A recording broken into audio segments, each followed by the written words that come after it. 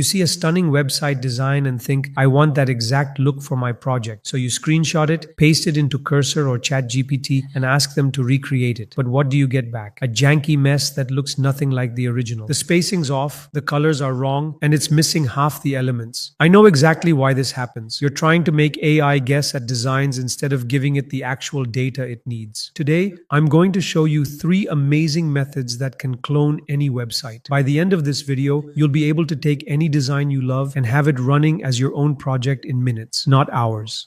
So jumping right in, the first method that I'm about to show you is actually something new that I just found. It's a really unique method of just taking designs that you like from already made websites or even web apps and then recreating them so you can go ahead and implement them on your own. I found this from John over at egghead.io, and he's given a full preview of the method here as well. So let's say we have a site here, Wallhaven, which is a wallpaper site, and it has this general structure, right? Now, what if I just wanted to copy the structure and then implement everything, or even use my own wallpapers on my own site? Well, first we need to capture the site. The method that John actually showed was that you could just go ahead and take a screenshot of the whole website using the Inspect tab. Open it up, then press Command-Shift-P, or on Windows, Control-Shift-P. This opens up the command runner. In there, you type screenshot and then move to capture full-size screenshot. This will actually capture a screenshot of the whole site and save it to your downloads. So that's another trick. If you don't want to take multiple screenshots, this is how you can capture the whole site at once. After you capture the screenshot, you head over to Gemini, and with the canvas feature turned on, you tell it to analyze the image. You can use a prompt like this, which essentially tells it to recreate the design exactly as shown in React, and it will clone the website design as you see right here. Even the discussions you see over there have been cloned, and the Wallhaven stats have also been cloned right here. The text as well, it's just taken everything from it. In this example, it didn't take the images, but when I show you the comparison with Claude Artifacts, you'll see that Gemini did take the image of the interface I gave it. So that's a plus point. Once it's done generating, you'll see the result here. After that, you head into Cursor and ask it to make a Next.js app. You're also going to ask it to give you the file structure of the app it just created. It'll give you that file structure, and then you take that structure and paste it into Gemini. Then you paste this prompt, which I'll leave in the description as well. This prompt instructs Gemini to transfer the code into a Next.js app using markers, which means splitting up the code, then generating a terminal script that reads these markers and inserts the code into your app. So you don't need Cursor to break it down. It all happens here in Gemini. Okay, so this is what I gave it. It gave me the bash script. If I open it up, you can see it here. And it also gave me instructions on how to use it. The original code was saved as generated.tsx, just like it told me to. Then I copied the script and saved it as integrated.sh. You can see that right here. After that, I ran 2 commands, one to make it executable and the other to execute it. It integrated the entire app into my source folder while automatically splitting it into components. After that, I ran the server. And as always, it's not going to be perfect. There was one module error that I quickly solved, then installed some dependencies, and once those were done, the app was up and running. It's the exact interface from Wallhaven, and I can go ahead and implement my backend on this app if I want to. I found this approach really cool. Instead of just giving Cursor screenshots or even getting it generated from Gemini or Claude and dumping the whole code file into Cursor, I could actually use the integrate.sh script that automatically chops the code into pieces and integrates it. Obviously, there were some imports across files that needed fixing, but Cursor automatically handled that. So it's much better because Gemini maintains the context and can divide everything up properly rather than just dumping the code into Cursor and hoping for the best. Now, if you're wondering whether we really need Gemini for this, let me show you a quick comparison between Gemini and Claude Artifacts. So this was the image I gave to Gemini. It's the wallpaper page for Wallhaven. Like when you open up a wallpaper, this is what you get. I gave it the exact prompt, and this is what it came up with. Now, the design is really similar. There are some minor color differences, but the interface is super clean. It even grabbed the image and placed it correctly, which is what impressed me the most. And if I go over to Claude, you can see I gave it the same image and the same prompt. But what happened was it came up with this, which has a lot of stuff missing. In my opinion, the the Gemini version is much better.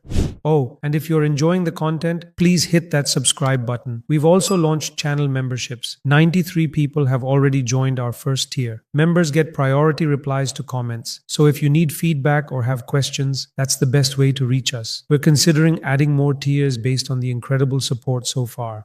Now, the first method works great when you need to clone existing websites and implement your own designs. But what if you're given a Figma file like this one here, and you want to convert those designs into code exactly as they appear? Well, that's where the second method comes in. The second method is using the Figma MCP. Now, you might think that it's been around for some time, but the author has upgraded it and it was already pretty amazing, but there is one single feature that makes it so much more powerful now. It's essentially running on my system as an SSE server that I've connected directly in Cursor, as you can see it right here. I've also made a detailed video about this MCP server, which I'll link in the description below. That video contains all the installation instructions you'll need, so definitely check it out if you want to get this up and running. You'll also find all the relevant links there, but let me show you what this tool can do. So here's a trip app design that I found online, and I wanted to implement it. After connecting the Figma MCP, I simply told Cursor that I'd like to create a mobile prototype using the tool. Then I provided links to all the pages, and it automatically started calling the Figma MCP to fetch data from the entire file, and then proceeded to get data from each page one by one. Now let me show you the feature I'm most excited about, and it's one of the tools of the MCP server. Now this MCP server only has two tools: get Figma data and download Figma images. But this second one is so powerful. All the images you see in the design, like this avatar image, are automatically downloaded and placed into your project directory. They're then seamlessly integrated into the app. This is a game changer because previously, when you pasted a screenshot, Cursor had to guess at recreating those images, which often led to poor results. It simply couldn't recreate complex images accurately. But now, with the Download Figma Images tool, it's become incredibly more reliable. You can actually see the folder structure over there. Avatars, frames, icons, they've all been downloaded and properly organized in the project. And after downloading all the images, since it had already read the file structure, it went ahead and implemented everything. So let's take a look at the results. This is what it managed to create. And honestly, it's quite impressive. If we open it up, we can see the app running. There's a slight formatting issue because of the device I selected, but you can see that everything has been implemented, including the avatars and all the images, exactly as they appear in the Figma design. I should mention one limitation. It doesn't automatically implement navigation between screens. For example, I had to manually instruct it to make a card clickable to open a menu. It didn't know to do that on its own. However, when it comes to the actual page designs, it really nails the visual implementation. You can take any Figma template you want and simply provide the links. The tool handles the rest. Again, if you want to understand the complete process, especially the installation steps, please check out the video I mentioned. But the workflow itself is quite straightforward. To clone a design, you simply click on a frame in Figma, then select Copy Link to Selection. Once you have that link, you just provide it to Cursor and it knows exactly what to do with it. What's also great is that you can work at different levels. You can select an entire page or just specific components. For instance, if I only want to clone this button, I can select it, copy the link to that selection, give it to Cursor, and it'll recreate just that element exactly as designed. So that's how the Figma MCP works. It's become an essential tool for anyone who needs to convert Figma designs into actual code efficiently.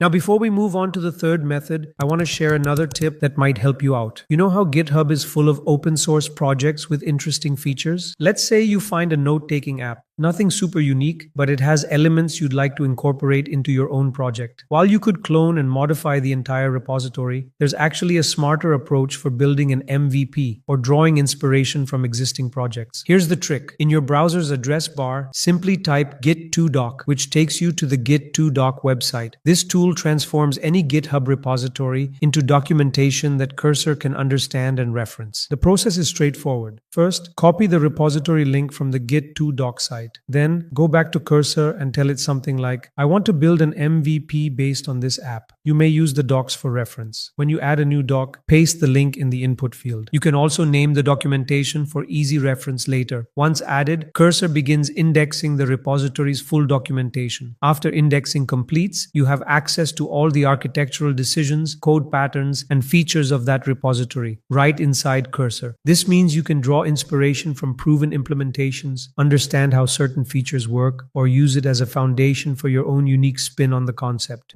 So, the second method was perfect when you already had fully designed Figma files. But what if you simply want to clone an existing website? For example, let's take the Obsidian website. I think it has a really nice design. Let's say I'm building another note-taking app and want to use the same layout for my landing page. This method addresses that exact use case, and it also uses another MCP tool. The third method involves using the Firecrawl MCP. With its 8 different tools, Firecrawl lets you provide a website link and clone it. Here's how it works. I told Cursor that I wanted to clone the Obsidian landing page using the Firecrawl MCP and then provided the website link. It immediately called the Firecrawl Scraper tool, which scrapes the entire website. The tool pulls all the data from the site, including all the metadata behind it. If you were to open the inspect element and look at the div classes and structure, it captures all of that information. Using this data, it was able to map out the complete structure, extract all the text, and even grab the images, since they're embedded in the site. Through those image links, it can fetch and download the assets as well. And here's what it managed to create, which I'd say is a remarkably accurate clone. The similarity is impressive. There are a few limitations though. Some animations aren't fully replicated, and the graph here isn't interactive like the original. So while there are elements we'd need to implement manually, the core structure is spot on. It even captured all the images. Though I should mention that copying images from someone else's website isn't typically useful when you're building your own product, unless you're creating an exact replica for testing or learning purposes. You can see the results here. It's cloned everything beautifully. Even the icons are perfect,